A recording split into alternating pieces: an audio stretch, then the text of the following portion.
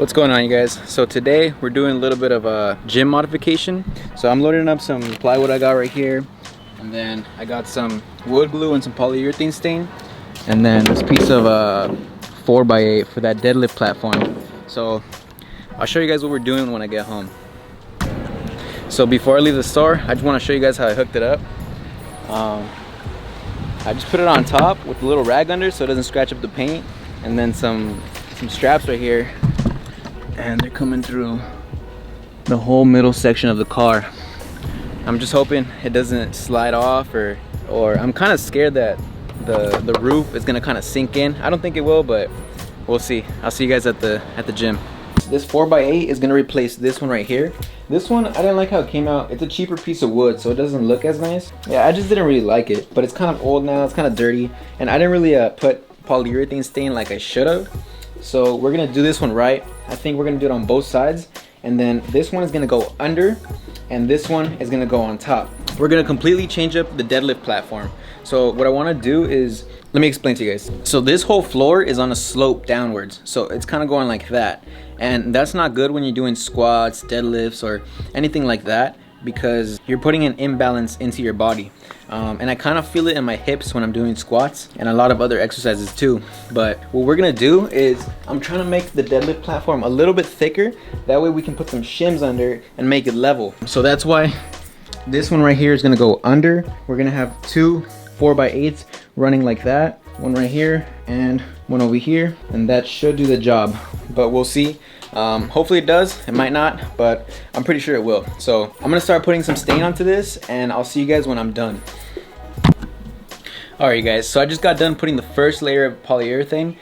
It's still a little bit shiny, so it's not completely dry, but I want to put 3 coatings on it just to make sure that, you know, no water's gonna get in it, nothing's gonna seep through it, and that I can mop it and clean it really well. But so far it's looking good. I like how the wood like the wood pattern is starting to show a little bit better with that clear coat on it. I'm also coating the sides of the piece of the wood, just because, just to preserve it, make sure that it's all sealed and everything, because I do want this piece of wood to last for a long time.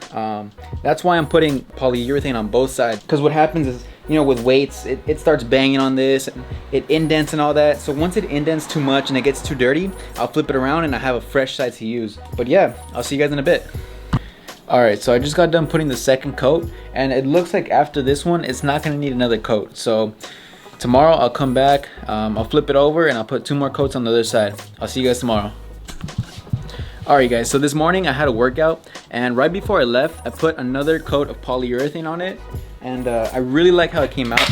Oh, I actually prefer the clear gloss way better than the satin finish. It just makes the wood pop a lot more. But I'm gonna flip it around. I'm gonna put another 2 coats, or another 3 coats of polyurethane on it, and then I'm gonna come back later with my dad, and he's gonna help me build the base. So I'll show you guys when we're there. Now this was a part that I kind of didn't record much on, just because we were just trying to get done with the whole thing, because it ended up taking a lot more time than we expected. Alright, so we started making the deadlift platform by taking everything out of the garage. So we took out the squat rack and pretty much everything that was in the way of the floor. That way we can take accurate measurements, and we could actually put the 2 2x4s or 2 4x8s on the floor. And then the next thing I did was I blew out the entire garage, just because I didn't want dust under the squat rack, just to make everything nice and clean. And this is a quick home gym tip.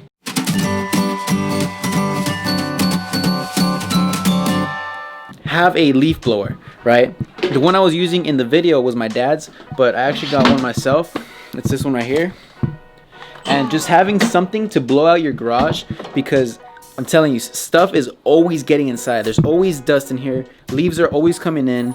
And when you blow it out, it just makes everything look a lot more clean. And for me, it just makes me feel like everything is good, everything is in place. Now I can start working out. But after that, I went ahead and I put the initial 4x8 plywood.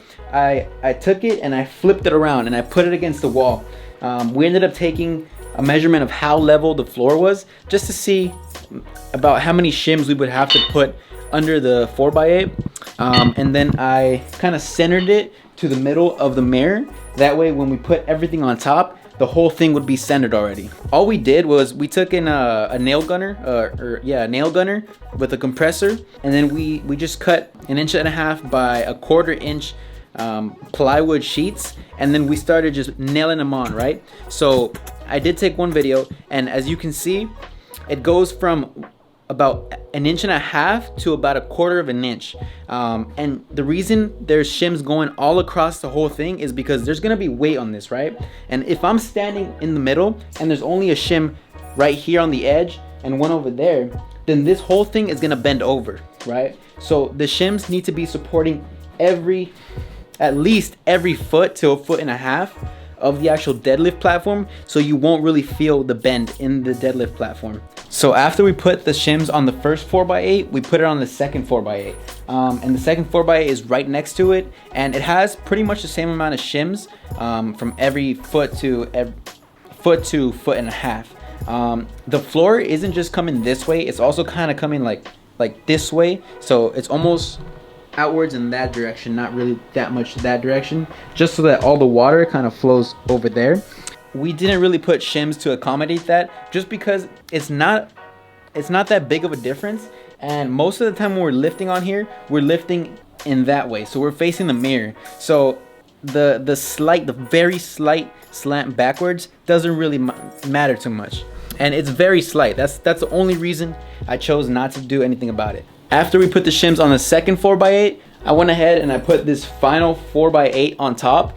And this was that nice piece that we put three coatings of polyurethane coating on it on each side. And then I went ahead and I put the horse stall mats over here and over there. And then once I put them on, I went ahead and I wiped everything down, just because I wanted the tape to stick really well. And there was a little bit of like sawdust and dust on it. So I wiped them down with just some water and a rag. And then we went ahead and we put the duct tape pretty much covering those seams in between the plywood and the horse stall mats, just so that like if I were to do this right here, they don't move outwards. When there's weight banging around, they don't move outwards, so they stay in place, right?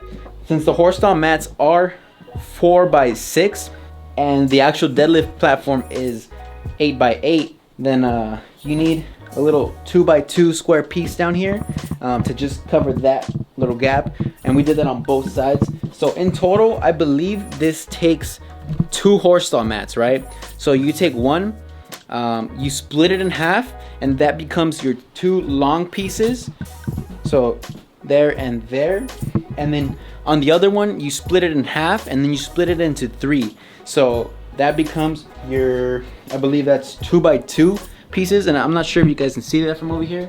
So there you go, you can see where that tape is, where it kind of unites the both pieces of horse stall mats, and then you're left with about 4 pieces of 2x2 horse stall mat. And what I did with them is I just put them over here. Let me move my camera bag.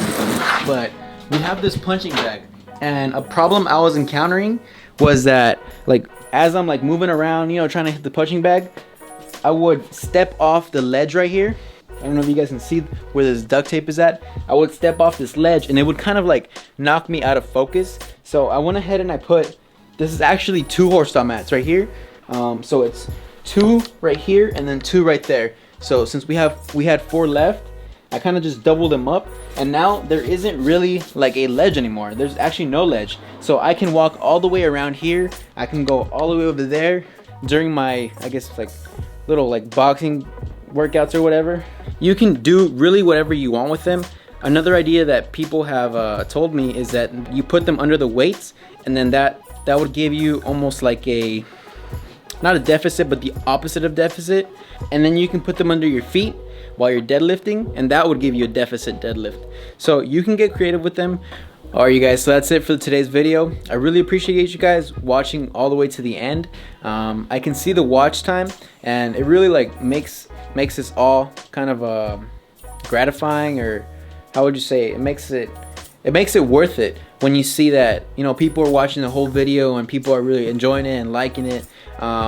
So yeah, if you guys enjoyed the video, make sure to give it a like, comment if you guys are gonna make it, and like always, I'm always down there answering any questions that you guys have for all these like how-to videos, or really any video.